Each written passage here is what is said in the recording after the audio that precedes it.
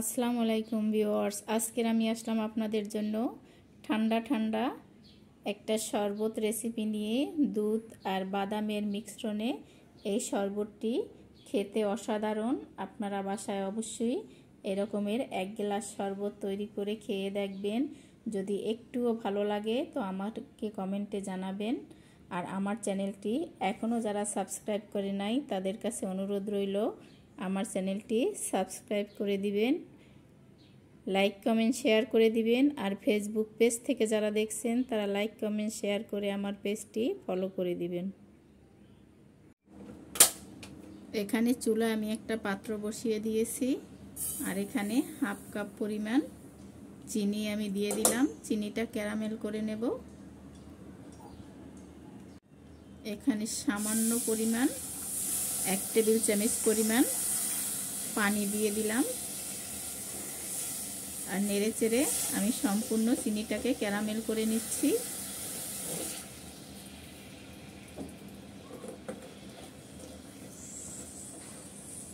Caramel হওয়া পর্যন্ত অপেক্ষা করছি।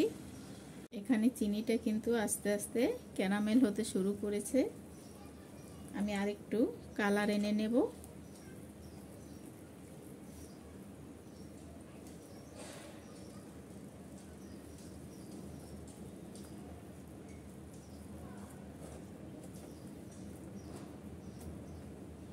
তবে এমনভাবে করবেন না কালারটা যাতে তিতা হয়ে যায়। পারফেক্ট একটা কালার নিয়ে আসতে হবে।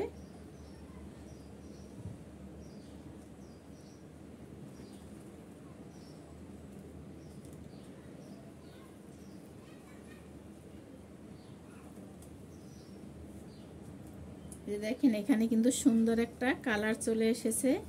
আমি এখন এখানে 1 কাপের মতো দুধ দিয়ে দিলাম। এই দুধটা কিন্তু আগেই জাল করা ছিল।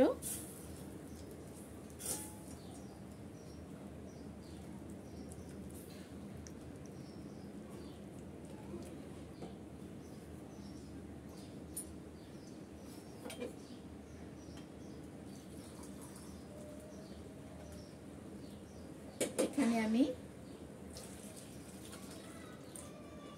আরো 2 কাপ দুধ দিয়ে দেব। মোট আমি 3 কাপ দুধ দিয়ে দিলাম।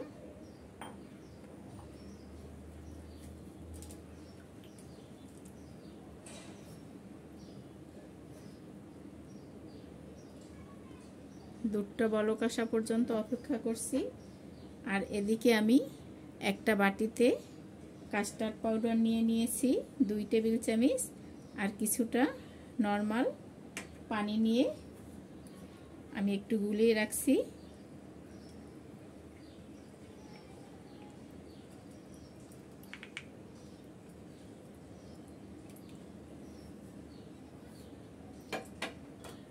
আর এদিকে দুধটা বলক আসা পর্যন্ত আমি অপেক্ষা করছি। এখানে আমি কাস্টার্ড পাউডারটা দিয়ে দিলাম যে গুলিয়ে রেখেছিলাম। এখন অনবরত নেড়ে চেড়ে আমি বলক তুলে নেব।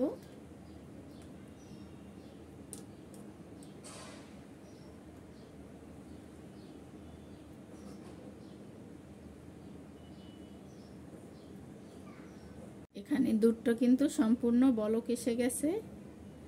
আমি এখন এটা চুলা অফ করে তারপর নিচে নামিয়ে নেব। তারপরে ঠান্ডা করে নরমাল ফ্রিজে আমি 1 ঘন্টা রেখে একটু বেশি ঠান্ডা করে নেব, কারণ এটা ঠান্ডা ঠান্ডা খেতেই খুব ভালো লাগে। তো দেখেন এখানে ভালো করে বলক আসা হয়ে গেছে। আমি চুলাটা অফ করে দিচ্ছি আর চুলা থেকে নামিয়ে নিচ্ছি। এখানে কিছুটা চিনি বাদাম নিয়ে নিয়েছি আমি।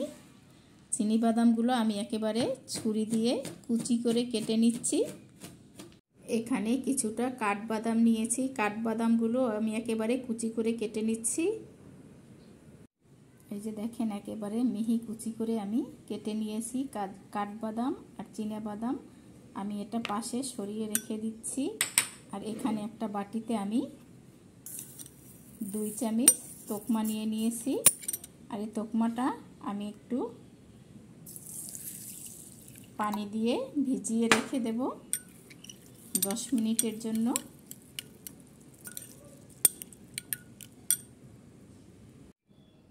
এই সম্পূর্ণ মিক্সারটা আমি ফ্রিজে রেখে দিয়েছিলাম 1 ঘন্টা। 1 ঘন্টাতে ঠান্ডা হয়ে গেছে আর অনেকটা কিন্তু ঘন হয়ে গেছে। এখন এখানে আমি যে তোকমা দানা ভিজিয়ে রেখেছিলাম সেই তোকমা দানা দিয়ে দিচ্ছি।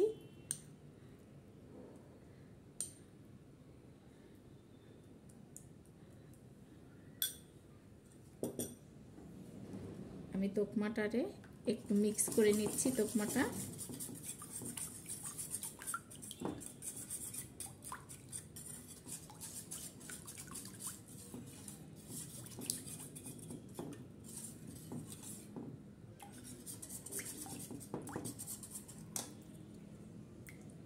এখানে যে চিনি বাদামটা আমি গুঁড়া করে রেখেছিলাম সেই চিনা বাদামটা এখানে দিয়ে দিচ্ছি।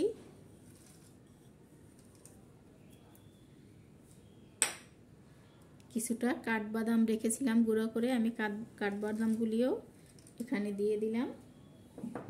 এখন ভালো করে মিক্স করে নিচ্ছি। এই বাদামগুলো যখন আপনারা এই শরবতটা খাবেন তখন চাবান পড়বে দাঁতের নিচে, খেতে কিন্তু অনেক ভালো লাগবে।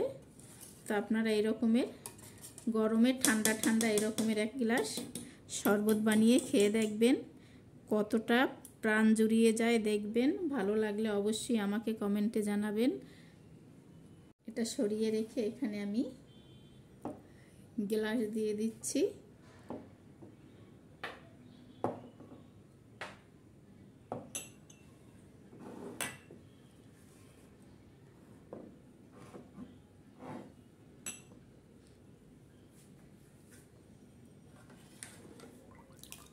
এই শরবতটা আমি গ্লাসে দিয়ে দিচ্ছি।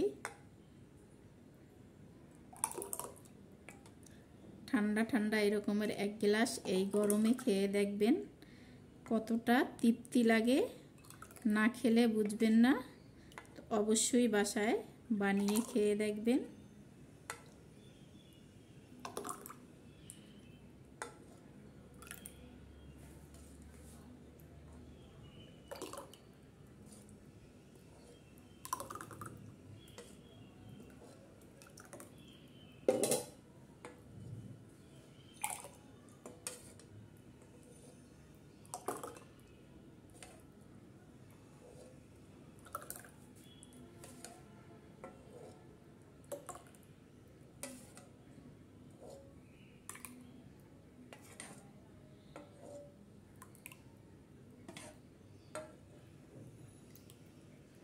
আমি সমানভাবে সবটাতেই দিয়ে দিচ্ছি।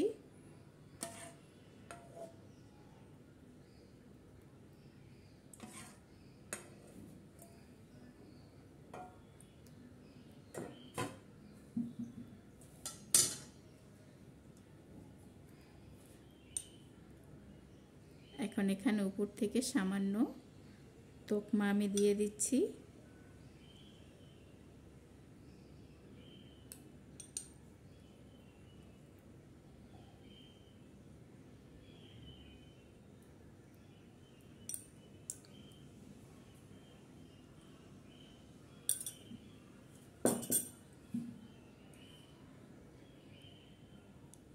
কিছুটা বাদাম ছড়িয়ে দিচ্ছি।